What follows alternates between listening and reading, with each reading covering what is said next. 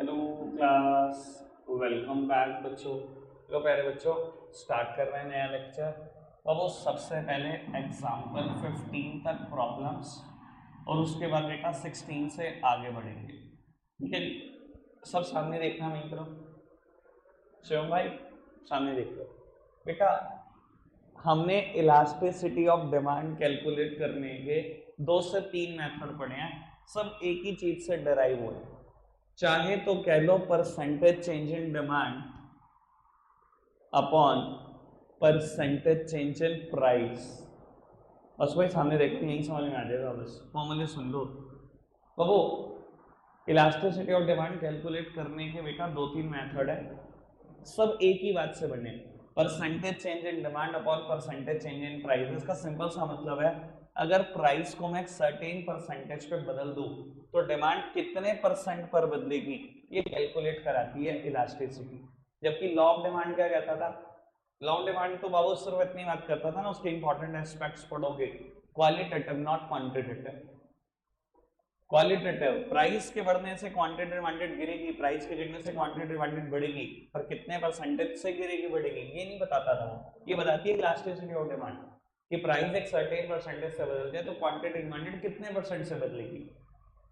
Sir चाहे तो ऐसे कह दो, चाहे बाबू अगर मुझे परसेंटेज चेंज, अरे यार मैंने बोला तो परसेंटेज चेंज इन डिमांड ही था, लिख दिया परसेंटेज चेंज। चाहे तो बेटा ऐसे कह लो बाबू, अगर मुझे परसेंटेज चेंज इन डिमांड निकालना है, सर ये चेंज इन डिमांड है, ये ओरिजिनल डिमांड है, मल्टीप्लाइड बाय 100, परसेंटेज चेंज निकल जाएगा।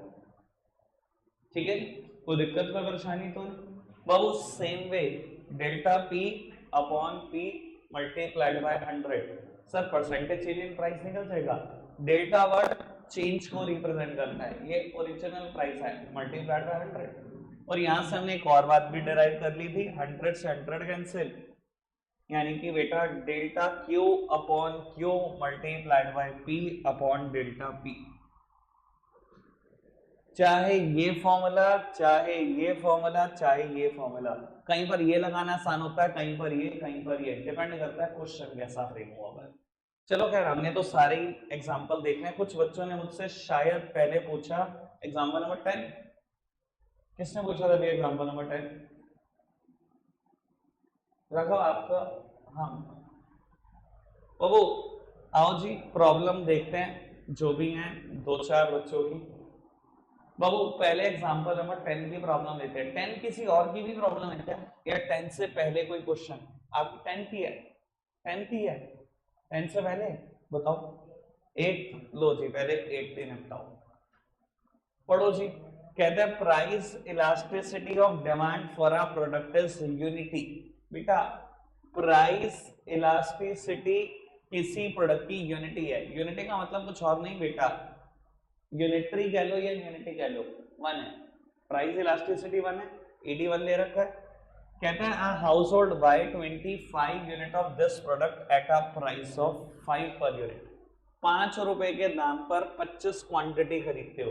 बस वही आज ही करवाओगे ना मेरे कल से, फिर आप सामने देखो, सिर्फ 2-3 देख लो, इतनी ईजी यही है बेटा। 5 रुपए के दाम पर 25 क्वांटिटी बाय करता है कोई house hold. If the price rises by 1 रुपी, अगर प्राइस 1 रुपए से बढ़ जाए यानी कि 6 हो जाए, how much quantity of the product will the house hold by.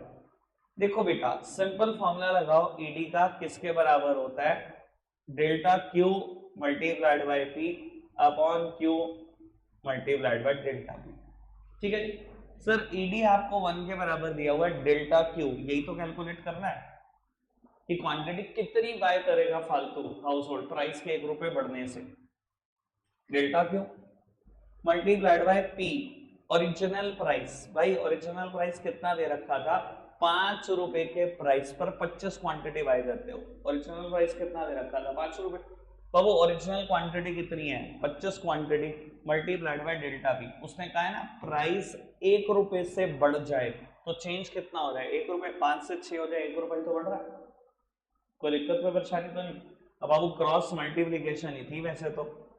बाबू ये आ गया क्वांटिटी में चेंज 5 के बराबर। 1 मिनट काम की बात सुनना।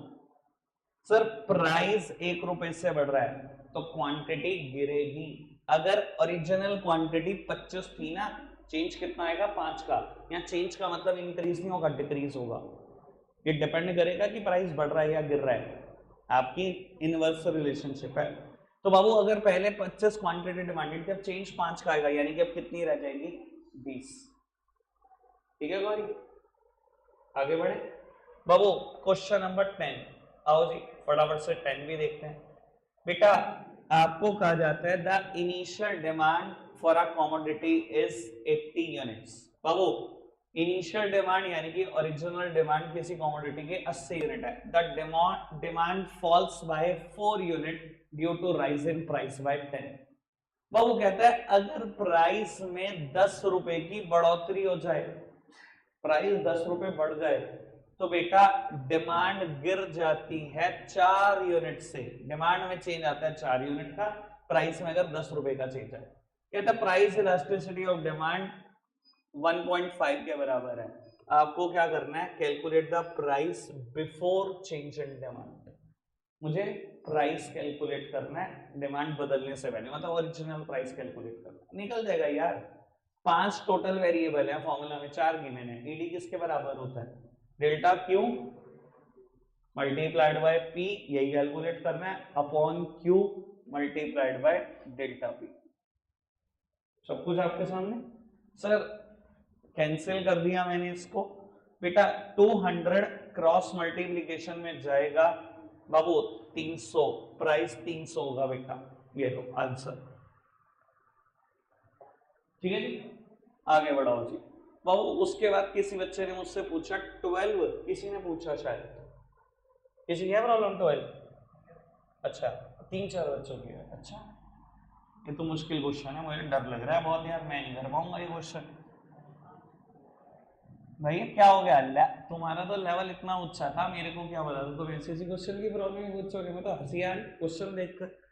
कहता है when price of a commodity get doubled, price अगर डबल हो जाए, its quantity demanded reduced to half, उसकी क्वांटिटी डिमांडेड आधी रह जाती है। Calculate the coefficient of price elasticity of demand. Coefficient of price elasticity या प्राइस इलास्टिसिटी एक ही बात है बाबू। कहते हैं प्राइस गेट डबल्ड। भाई एक बात बताओ, ईडी का एक फॉर्मूला ये भी तो होता है ना, percentage change in demand upon percentage change in price. अगर किसी भी चीज का प्राइस डबल हो जाए, मान लो पहले 10 था फिर 20 हो जाए, या पहले 20 था अब 40 हो जाए, उसने कहा ना डबल हो जाए, तो सर प्राइस में चेंज कितना आता है 100% का। यार इतनी तो बुद्धि लगा सकते हो ना, प्राइस अगर डबल हो गया 1 से 2 हो गया तो भी 100% का चेंज, कैसा भी डबल सोच लो 100% का तो चेंज आएगा बाबू। Percentage change in price 100। कहते हैं quantity demanded reduce to half. बाबू पहले प्राइस 20 था अब 40 हो गया, क्वांटिटी डिमांडेड पहले 200 थी अब 100 हो गई, क्वांटिटी डिमांडेड आधी रह गई। उसने कहा ना बाबू जब भी कोई चीज आधी रह जाएगी 50% का ही तो चेंज आया उसमें। प्राइस डबल हो गया 100% का चेंज हो गया प्राइस में, क्वांटिटी डिमांडेड आधी रह गई 50% का चेंज हो गया, ईडी कितना आ जाएगा बेटा हाफ, यानी कि बेटा 0.5। दूसरी बात सर अगर प्राइस बढ़ रहा है क्वांटिटी डिमांडेड हमेशा गिर रही है, तो माइनस लगाना मत भूलना। और बाबू लेकिन आखिरी में ध्यान रखना, आखिरी में माइनस हटाना ही हटाना है, इलास्टिसिटी हमेशा एब्सोल्यूट टर्म्स में रिप्रेजेंट होती है। कोई दिक्कत कोई परेशानी हो गया पारस गौरी? चलो बाबू अब किसी ने पूछा मुझसे एग्जांपल नंबर 13, और कुछ भी है बता दो बेटा। 14 15, अच्छा पहले 13 कर लें बाबू। कहता है आप 5% fall in price of X lead to 10% increase in demand for X. भैया देखो कहता है अगर एक्स कमोडिटी का प्राइस 5% गिर जाए तो क्वांटिटी डिमांडेड 10% बढ़ जाती है। परसेंटेज चेंज इन डिमांड 10% बढ़ गई upon percentage change in price, price 5% गिर जाए, इसमें मैंने माइनस में लगा दिया। Percentage change in demand upon percentage change in price, ED कितना आ गया 2, माइनस का 2 आया, बाद में हमने माइनस हटा दिया। ईडी कितना आ गया 2। ऐसे ही वाई के लिए भी दी हुई है 20% rise in price of Y leads to 6% fall in demand of Y. बाबू अगर 20% प्राइस बढ़ जाता है तो क्वांटिटी डिमांडेड 6% गिर जाती है। ठीक है सीधा परसेंटेज चेंज इन डिमांड भी दिया हुआ, परसेंटेज चेंज इन प्राइस भी दिया हुआ है। पहले आंसर माइनस में निकालना, बाद में माइनस हटा देना।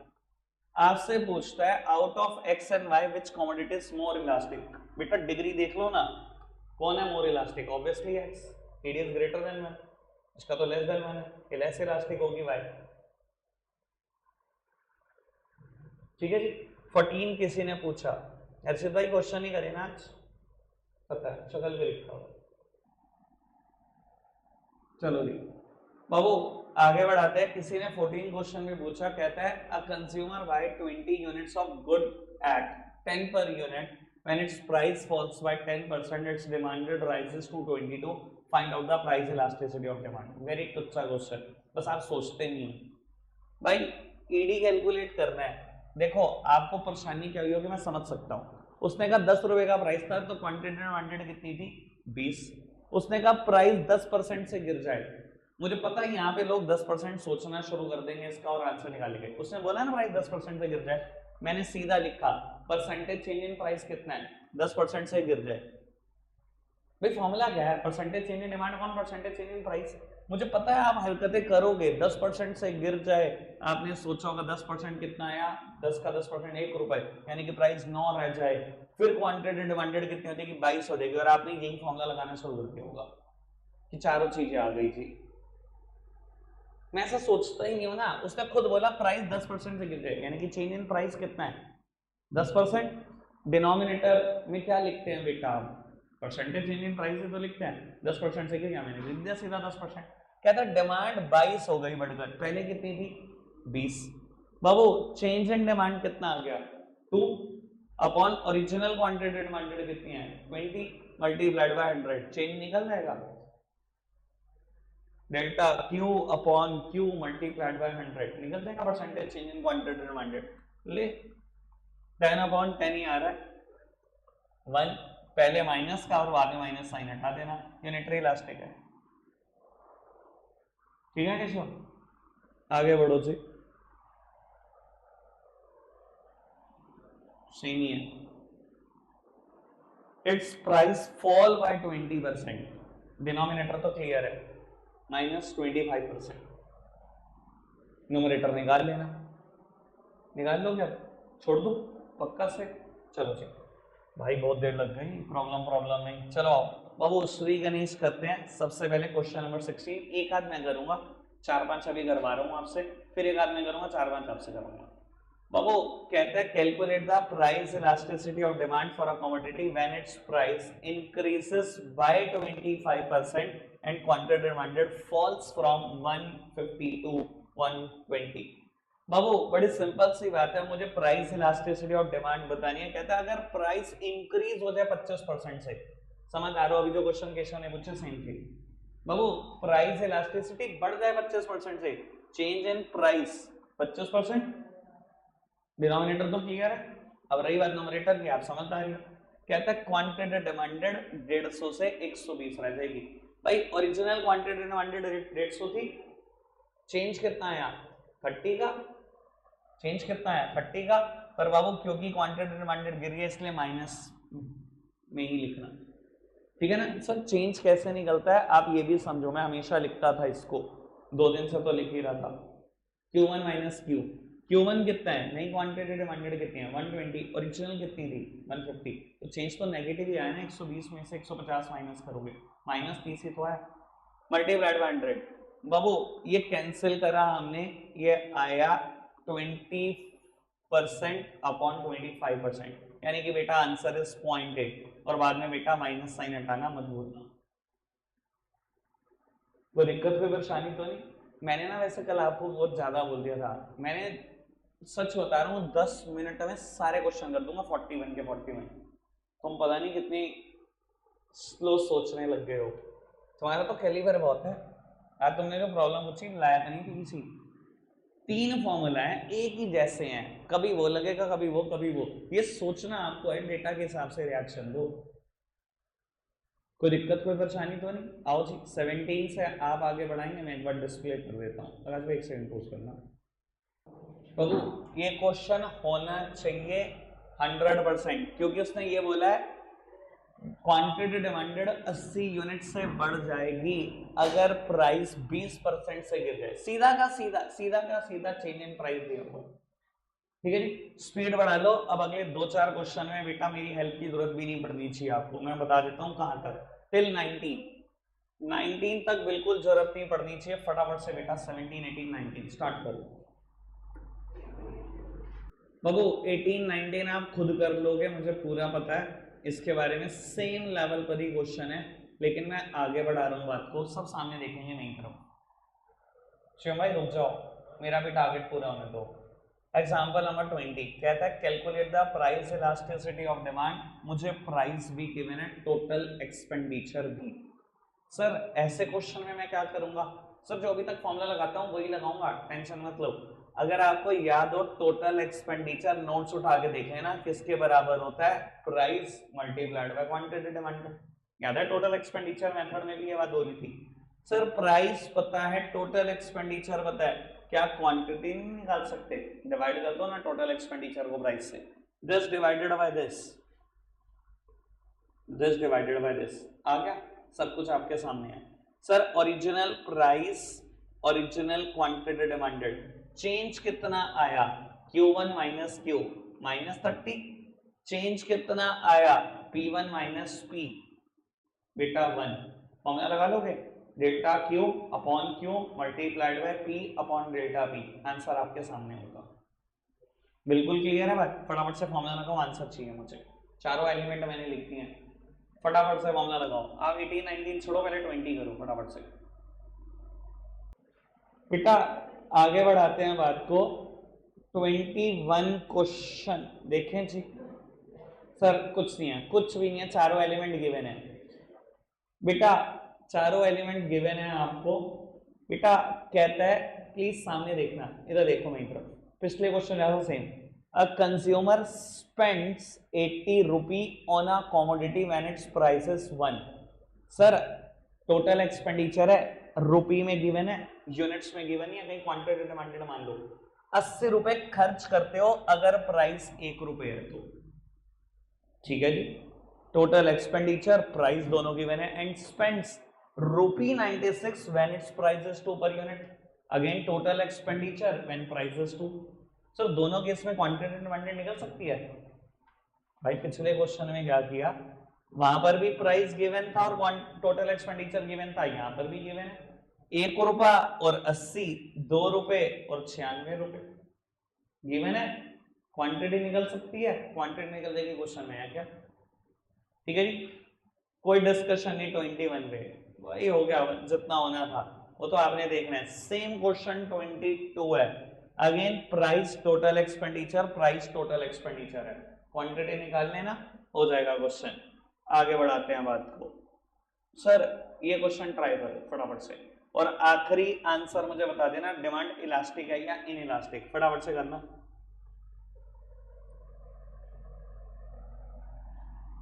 आज का लास्ट क्वेश्चन है, फटाफट से लो जी भाई, समझो जरा इसको भी। बेटा कहता है, बस बिल्कुल चुप, अनचुप जाओ।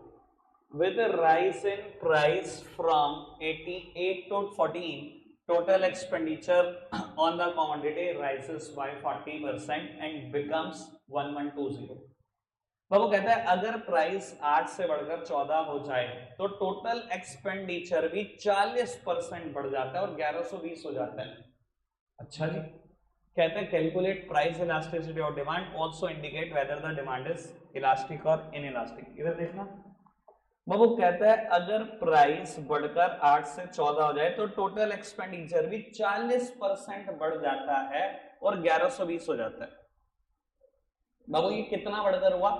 40% बढ़कर। इधर देखना, अगर मैं मान लू ओरिजिनल टोटल एक्सपेंडिचर भी 100, मैंने मान लिया 100% के बराबर है।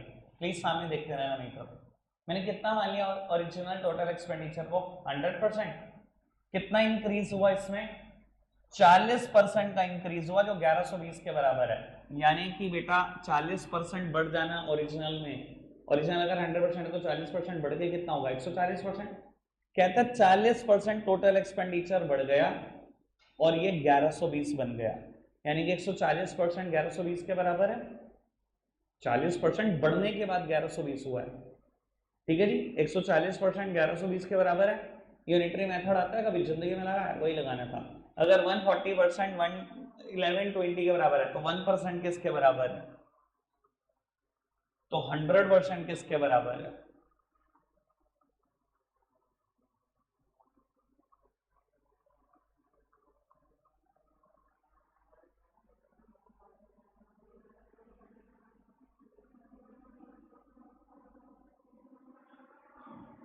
बाबू 100% की वैल्यू आ गई 800। बस बाकी क्वेश्चन में उस टाइम सर टोटल एक्सपेंडिचर है, प्राइस है, डिवाइड कर लो, क्वांटिटी आपके सामने होगी। बस sir original price, original quantity divided change कितना, -20, चेंज इन प्राइस कितना 6, चारों एलिमेंट है, आंसर आ जाएगा इतना। ठीक है जी। ये जो बचपन में आप x एज्यूम करते थे ना हर चीज को, पिछले क्लास तक ज्यादातर चीजों में आप देखोगे मैं 100% एज्यूम करूंगा, उससे बहुत आसान से आंसर आएगा। x से भी आंसर आ जाएगा पर इससे बहुत ज्यादा इजी पड़ेगा, आप ट्राई करके देख लेना चाहिए। ठीक है जी बाबू, एक आध क्वेश्चन मैं और कराना चाहता हूं, सिर्फ एक आध, ताकि जो नया कंसेप्ट है वो आपसे डिस्कस हो सके। बेटा एक बार इसकी वजह से हेडिंग पढ़ना, price elasticity of demand by total expenditure method. बेटा most commonly used method of price elasticity के लिए एक ही है, प्रोपोर्शन मेथड या परसेंटेज मेथड, जो अभी तक हमने शुरू के 23 एग्जांपल में किया। अब इसने कहा टोटल एक्सपेंडिचर मेथड से कैलकुलेट करना है आपको। सर ये मेथड पे 2-3 ही क्वेश्चन है, कुछ ज्यादा नहीं है, और मैंने मेथड समझाया हुआ है, आपको लगेगा एक सिंगल मिनट का, एक सिंगल स्टेप का आंसर होगा और ज्यादा कुछ करना नहीं पड़ेगा। अब पढ़ना जरा क्वेश्चन एक बार, कहता है calculate the elasticity of demand by total expenditure method. Elasticity calculate करनी है, पर बाबू प्रोपोर्शन मेथड ना लगाने बैठ जाना है। इसमें क्या निकालना है, टोटल एक्सपेंडिचर मेथड। सर एक स्टेप का आंसर है, प्राइस बढ़ रहा है, टोटल एक्सपेंडिचर भी देख रहे हो आप बढ़ रहा है। अगर सर ये सेम डायरेक्शन में मूव करेंगे, हमेशा कहेंगे हम ED is less than 1, less elastic है डिमांड। अगर अपोजिट डायरेक्शन में मूव करेंगे ईडी इज ग्रेटर देन 1, और अगर बेटा ये बढ़े या गिरे लेकिन टोटल एक्सपेंडिचर कांस्टेंट रहे तो बोलेंगे demand is unitary elastic, ED is equals to 1। याद आ गई बात? ठीक है जी, एक क्वेश्चन हो गया, ऐसे 2-3 क्वेश्चन है एक एक स्टेप की। ठीक है जी, आपके लिए कुछ होमवर्क है, मैं बता रहा हूं टिल एग्जाम्पल नंबर 30 आप सारे करके आएंगे। प्रॉब्लम मोस्ट वेलकम है, आज भी लिए 6 प्रॉब्लम, कल भी 6 लेने में कोई ऐतराज नहीं हमें। ठीक है जी, जब मंडे आएंगे तो आपको शाम के टाइम पर वापसी जा रहे हैं, उसी टाइम पर आना। ठीक है जी, 5:30 से 6:30 अकाउंट्स, फिर बीएसटी और इको सबसे लास्ट में, ऐसे ही चलिए। रखते हैं आज के लिए इतना ही है प्यारे बच्चों, बाय बाय।